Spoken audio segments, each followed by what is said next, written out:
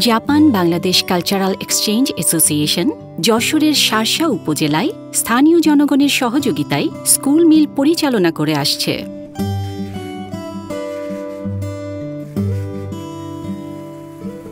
ভোরবেলা থেকেই প্রায় ৪০০ জন ছাত্রছাত্রীর জন্য স্কুল মিল তৈরি করা হচ্ছে। এই স্কুল মিলে প্রোটিনের উৎস হিসেবে সয়াবিন ব্যবহার করা হয়। প্রতি সেশনের টিফিন টাইমে ছাত্রছাত্রীরা ভালোভাবে হাত ধুয়ে স্কুল মিল খেয়ে থাকে। আজ একটি স্কুল মিলের মেনুতে রয়েছে সয়া খিচুড়ি এবং অন্য স্কুলের মেনুতে আছে সয়াবিন থেকে তৈরি পাউরুটি আর কলা। একটি ভ্যানের মাধ্যমে তৈরি স্কুল মিল স্কুলগুলোতে পৌঁছে দেওয়া হয়। ছাত্রছাত্রীদের অভিভাবকগণ প্রতি মাসে ১২০ টাকা করে স্কুল মিল ফি দিয়ে থাকেন ও নিম্ন আয়ের পরিবারের ছাত্রছাত্রীদের জন্য উপজেলা প্রশাসন থেকে চাল অনুদান হিসেবে দেওয়া হয়। এ প্রকল্পে JBCE এর পক্ষ থেকে মোট খরচের অর্ধেক দেওয়া হয়। আমরা যদি স্কুল ফিডিং প্রোগ্রামটা খুব সুন্দরভাবে এবং প্রত্যেকটা স্কুলে আমরা এভাবে চালু করতে পারি স্থানীয়ভাবে এবং সরকারি বেসরকারি সহায়তার মাধ্যমে, তাহলে আমার মনে হয় যে বাচ্চাদের যে পুষ্টি চাহিদা মিটবে এবং জিরো হাঙ্গার যে গোলটি এটি অর্জিত হবে। স্কুল মিল চালু হওয়ার পর থেকে ছাত্রছাত্রীদের ভেতরে অনেক পরিবর্তন এসেছে। এখানে উপস্থিতির হার যেমন বেড়েছে, ঝরে পড়া হার কমেছে।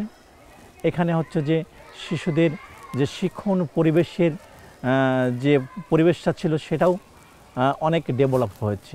২০২৩ সালে ফেব্রুয়ারি মাসে বাগাছড়া ৭ মাইল সরকারি প্রাথমিক বিদ্যালয়ে JBCর উদ্যোগে মিড ডে মিল চালু হয়। চালু হওয়ার ফলে আমাদের বিদ্যালয়ে ছাত্রছাত্রীর উপস্থিতির হার প্রায় 100%। আমরা দেখছি যে শিশুদের ওজন উচ্চতা আগের চেয়ে আল্লাহর রহমতে অনেক ভালো। শিশুদের স্বাস্থ্যের উন্নতি হচ্ছে কিনা তা জানার জন্য JBCE এর পক্ষ থেকে বছরে ২ বার ছাত্রছাত্রীদের ওজন উচ্চতা পরিমাপ করা হয়। তার অনেক দেহের ভিতর অনেক রোগ দেখতাম, এখন ওইটা থেকে অনেক সে প্রতিকার পাচ্ছে। আর তার উচ্চতাও অনেক বৃদ্ধি হয়েছে, তার খাবার চাহিদা আগে ছিল না, এখন অনেকটা বৃদ্ধি পেয়েছে।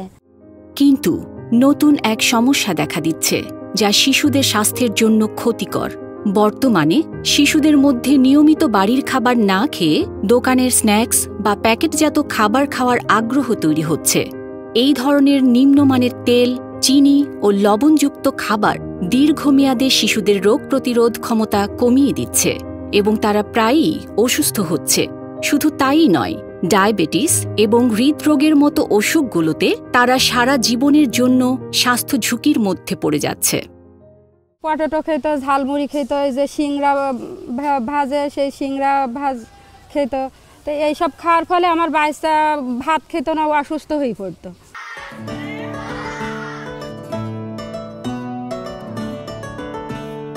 এমন একটি অবস্থায় শিশুর স্বাস্থ্যের কথা চিন্তা করে JBCE ছাত্রছাত্রী এবং তাদের মায়েদের নিয়ে স্কুলগুলোতে ফুড এডুকেশন প্রোগ্রাম শুরু করে।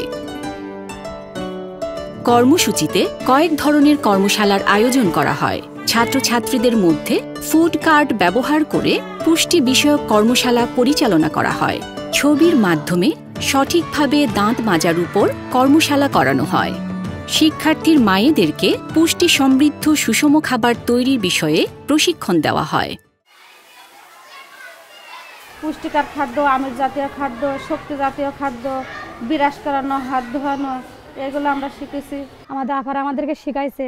শেখানোর পরে সেগুলো আমরা বাড়ির চেষ্টা করছি, সেই কারণে আমার বাচ্চারা এখন সুস্থও থাকছে। আমি এই কর্মশালা থেকে সুন্দরভাবে হাত ধোয়া শিখছি, সুন্দরভাবে দাঁত মাজা শিখছি, সুষম খাদ্য সম্পর্কে শিখছি।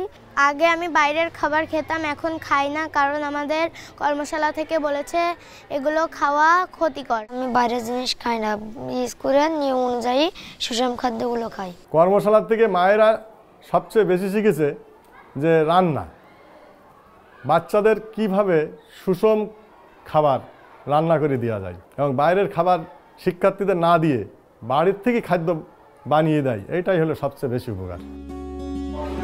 JBCE এই কার্যক্রমকে স্থানীয় এবং উপজেলা পর্যায়ে আরও সম্প্রসারিত করতে প্রশাসনিক ব্যক্তিবর্গ এবং এলাকার নেতৃস্থানীয় ব্যক্তিগণকেও আলোচনায় আমন্ত্রণ জানাচ্ছে। স্ন্যাক্সের প্রতি শিশুদের এই বাড়তে থাকা আসক্তি শুধু শার্শা উপজেলাতেই নয়, সারা পৃথিবীর জন্যই এক নতুন সমস্যা তৈরি করেছে। আজকের শিশু যে বিনির্মাণ করবে আগামীর পৃথিবী, তার স্বাস্থ্যের সুরক্ষা নিশ্চিত করতে স্কুল মিল প্রোগ্রামের মতো কার্যক্রম দিনে দিনে সম্প্রসারিত করার কোনো বিকল্প নেই।